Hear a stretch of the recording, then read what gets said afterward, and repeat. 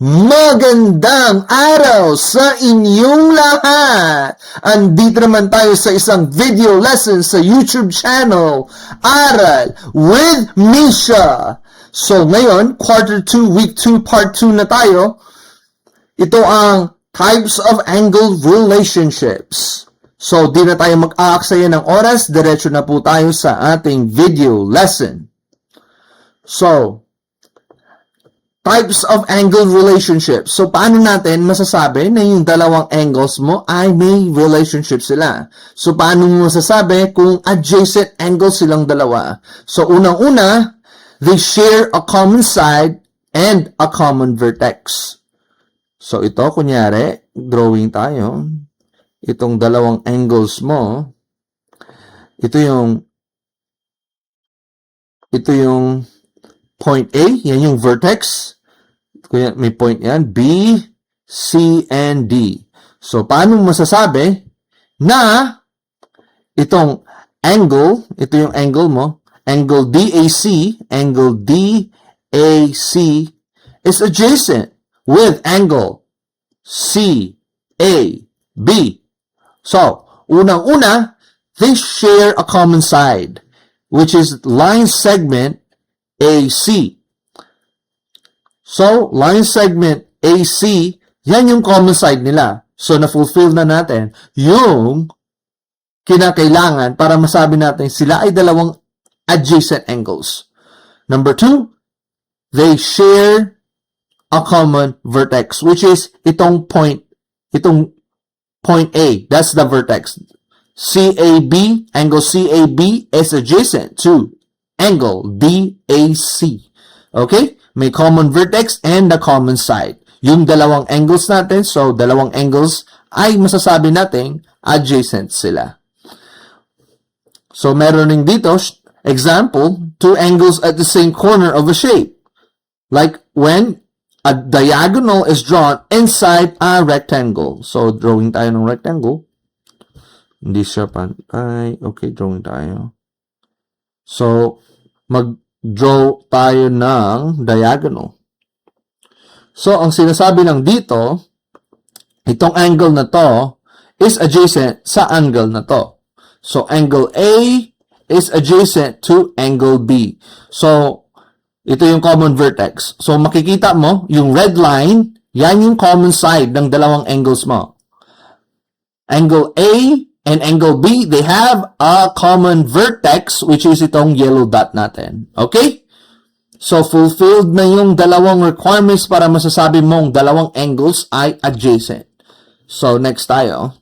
Sa vertical angles. So, paano masasabi ang dalawang angles ay vertical? Silang dalawa ay vertical angles. So, unang-una, formed when two straight lines intersect. So, kailangan may dalawang line segment tayo na nag-i-intersect sila.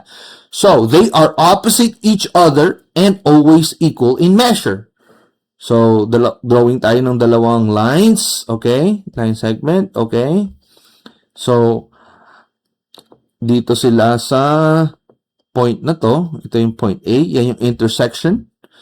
And itong angle na to, itong angle A and angle B, okay? Angle B, yung nasa baba niya, they are vertical angles and equal sila. Okay? At itong, andito naman, angle C and angle D are both vertical angles. So, okay? So, yung two straight lines, pag nag-intersect sila, yung opposite each other na angles, yan yung vertical angles. Mas maintindihan natin ito sa mga exercise natin since magsosolve tayo. So, next tayo. Linear pair. So, paano mo masasabi na ang dalawang angles ay linear pair? Unang-una, a pair of adjacent angles whose non-common sides form a straight line. So, ibig sabihin, yung dalawang adjacent angles, yung non-common side nila, di ba may dalawang legs pa yon? So, it should form a straight line. So, drawing tayo ng straight line. So, yung common side nila Kunyari, ito yung common side. So, ang sinabi dito, the non-common side forms a straight line. So, itong kulay pula na linya, ito yung straight line. So, masasabi mo, ang angle A and angle B, are they linear pair? Yes, because their non-common sides form a straight line. And, pangalawa, their measures always add up to 180 degrees. So, ang total ni angle A plus angle B is equal to 180 degrees. So, masasabi rin natin na angle A and angle B are supplementary angles because they add up to 180 degrees. Okay? So, sample problems tayo. Types of angle relationships. So, yung napag-aralan natin kanina, yung mga types of angle relationships, tatlo yon: adjacent angles, and vertical angles, and linear pair. So, dito, based sa diagram na to, ang mga adjacent angles natin, lagay natin adjacent angles, okay? Ano yung mga adjacent angles natin dito? So, angle 1 and angle 2. Pwede rin angle 2 and angle 3. Pwede mo rin sabihin angle 3 and angle 4. And angle 4 and angle 1. So, yan yung mga ano. Kung sabihin mong angle 1 and angle 2, ang common side nila, ito yung common side. OC, line segment OC. Kung angle 2 and 3, ito yung common nila. Angle 3 and 4, ito yung common side. And angle 1 and angle 4, angle 4 or angle 1, ito yung common side nila. So, masasabi mo, yung apat na angles na yan, angle 1, angle 2, itong mga nalista natin, are adjacent angles. Okay? Kung vertical angles naman ang pinag-uusapan natin, ang vertical angles ay ito yung pair na to. Angle 2, ito, which is to, and angle 4. Ito yung dalawa. Yan yung vertical angles pair natin. And angle 1 and angle 3. Okay? Vertical angles, sulat natin dito. Vertical angles are angle 2 and angle 4. At saka, ano pa yung isa? Angle 1 and angle 3. Okay? And also, yung angle 2 and angle 4, since vertical angle sila, na pag-aralan na rin natin, equal yan. Equal yung dalawa. Okay? So, yung mga linear pairs or yung angle na mag-add up to 180 degrees. Okay? So, linear pair, hindi ko na ilista lahat. Pwede mong sabihin angle 1 and angle 2. Since itong dalawa, 180 degrees. At saka yung non-common side nila, they form a straight line, which is line segment AB. Okay?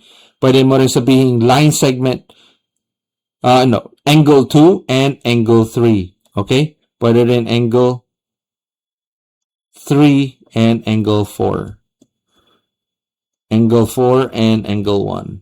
Yan yung mga linear pairs, and kung i-add mo silang dalawa, ito ay nagtototal ng 180 degrees. Okay? Linear pair. Alright? So, next tayo, magsosolve lang tayo ng mga sample problems. So, given angle 1 is 60 degrees. Okay, angle 1, lagay ko dito, this is 60 degrees daw.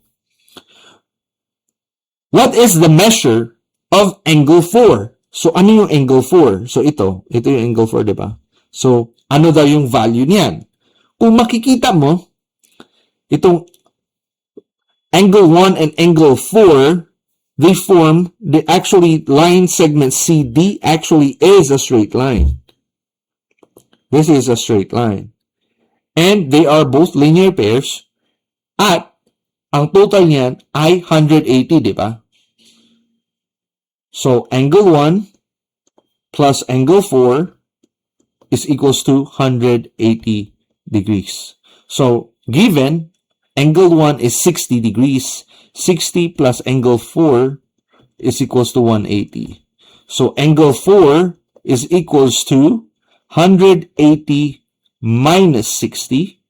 Angle 4 is now equal to 120 degrees. So, ito po yung sagot nyo. 120 degrees. Okay? Alright, ibubura ko na. Ha? Okay. So, next problem tayo. Are angle 2 and angle 3 linear pairs? So, sinabi nga, angle 2 and angle 3, are they linear pairs? They are both the non-common side, AO. So, DC, line segment CD, they form a straight line. It forms a straight line. So, yes, ang sagot dyan. Angle 2 and angle 3 are both linear pairs. Question number 2. Are they supplementary?